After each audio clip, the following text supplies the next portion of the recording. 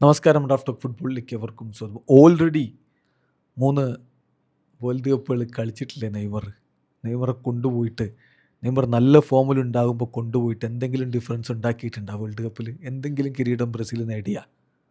ചോദിക്കുന്നത് റെവലിനോ ആണ്. റെവലിനോ പലവട്ടം നെയ്മർക്കെതിരെ വിമർശനങ്ങൾ ഉന്നയിച്ചിട്ടുള്ള ആളാണ്. പക്ഷേ ആ ഉന്നയിക്കുമ്പോഴൊക്കെ അദ്ദേഹം പറയുന്നൊരു കാര്യമുണ്ട്: നെയ്മർ ഒരു പ്യുവർ ടാലൻ്റാണ്. നെയ്മർക്ക് ലോകത്തെ ഏറ്റവും മികച്ച താരമാകാനുള്ള എല്ലാ എബിലിറ്റിയുമുണ്ട്. പക്ഷേ അവൻ ആ എക്സ്പെക്റ്റേഷൻ അനുസരിച്ച് വളർന്നില്ല. അവൻ്റെ ലൈഫ് സ്റ്റൈലുമായി ബന്ധപ്പെട്ടൊക്കെ പല ഘട്ടങ്ങളിൽ റെവലിനോ എതിർപ്പുമായിട്ട് വന്നിട്ടുണ്ടായിരുന്നു.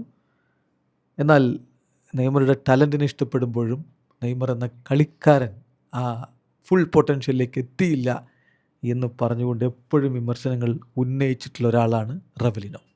അപ്പോൾ റെവലിനോ തന്നെ ഇപ്പോൾ പറയുകയാണ്, നെയ്മറെ വേൾഡ് കപ്പ് സ്ക്വാഡിൽ ഇപ്പോൾ നാളെയാണല്ലോ വേൾഡ് കപ്പ് സ്ക്വാഡ് പ്രഖ്യാപനം, ബ്രസീലിൻ്റെ വേൾഡ് കപ്പ് സ്ക്വാഡ് പ്രഖ്യാപനം.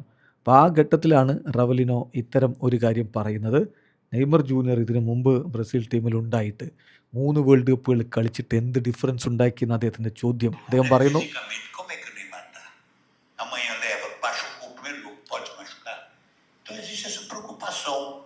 അദ്ദേഹം ഇങ്ങനെ നീട്ടി കുറേ കാര്യങ്ങൾ പറയുന്നുണ്ട്. അപ്പോൾ അതിൽ അദ്ദേഹം ഉദ്ദേശിക്കുന്നത് എന്താണെന്ന് വെച്ചാൽ അത്രയേ ഉള്ളൂ. നമ്മൾ ആ വാക്കുകൾ ഒന്ന് ട്രാൻസ്ലേറ്റ് ചെയ്യാം. അതെങ്ങനെയാണ്: നെയ്മർ ഓൾറെഡി 3 വേൾഡ് കപ്പുകൾ ബ്രസീലിൻ്റെ ഒപ്പം കളിച്ചില്ലേ, എന്നിട്ട് എന്തുണ്ടാക്കി? ഒന്നും ഉണ്ടാക്കിയിട്ടില്ല, ഒരു ഡിഫറൻസും ഉണ്ടാക്കിയിട്ടില്ല. അതും അവൻ്റെ ഏറ്റവും മികച്ച ഫോമിൽ നിൽക്കുന്ന സമയത്ത് ഒരു മികവ് ഉണ്ടാക്കാൻ പറ്റിയിട്ടില്ല. എനിവേ, തീർച്ചയായിട്ടും ആഞ്ചലോട്ടിക്ക് ടീമിൽ എടുക്കാവുന്ന ഒരു കളിക്കാരൻ തന്നെയാണ് നെയ്മർ. പക്ഷെ നെയ്മറെ മുന്നിൽ വെച്ച് മുന്നേറ്റ നിരയിൽ സ്റ്റാർട്ടിംഗ് ലെവലിലൊക്കെ ഇറക്കിക്കഴിഞ്ഞാൽ വേൾഡ് കപ്പിൽ ഗുണമുണ്ടാവുമെന്ന് എനിക്ക് തോന്നുന്നില്ല. നെയ്മറെ പറഞ്ഞ് മനസ്സിലാക്കണം, നിങ്ങൾ സ്റ്റാർട്ടറല്ല എന്ന് മനസ്സിലാക്കുകയാണ് ആഞ്ചലോട്ടി ആദ്യം ചെയ്യേണ്ടത് എന്നാണ് റെവലിനോ പറയുന്നത്. അതിലിപ്പോൾ റെവലിനോ, ആരുടെ ഈ റെവലിനോ, ഞങ്ങളുടെ സുൽത്താനെ പറ്റി ഇങ്ങനെയൊക്കെ പറയാൻ എന്നൊക്കെ ചോദിച്ചുകൊണ്ട് കുറേ ആൾക്കാർ വരാൻ സാധ്യതയുള്ളതുകൊണ്ട് പറയട്ടെ. ബ്രസീലിന് ഇതിഹാസം റെവലിനോ. 1970 വേൾഡ് കപ്പ് ബ്രസീൽ നേടുമ്പോൾ പെലക്കൊപ്പം മിന്നിക്കെത്തിയ റെവലിനോ ബ്രസീലിയൻ ഫുട്ബോളിലൊരു കരിയില കിക്ക് ഉണ്ടായിരുന്നല്ലോ. ആ കരിയില കിക്ക് ദിദിയാണ് ഫുട്ബോളിന് മുന്നിൽ അവതരിപ്പിക്കുന്നത്.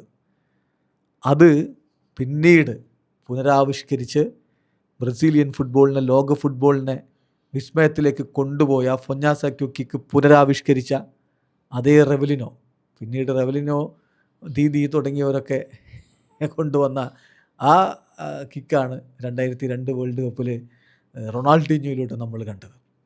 ഇതിഹാസ താരമാണ്. അറ്റാക്കിംഗ് മിഡ്ഫീൽഡറായിട്ട് ഫുട്ബോൾ ലോകത്തെ വിസ്മയിപ്പിച്ച താരം. 90-ലധികം അന്താരാഷ്ട്ര മത്സരങ്ങൾ ബ്രസീലിന് വേണ്ടി കളിച്ചിട്ടുള്ള ഇതിഹാസ താരം.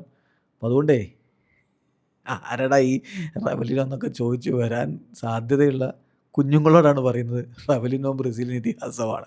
വീഡിയോ അവസാനിക്കുന്നത് ഫുട്ബോൾ ലോകത്തെ കൂടുതൽ വിശേഷങ്ങളുമായി റാഫ് ടോക്സിൽ എത്താം.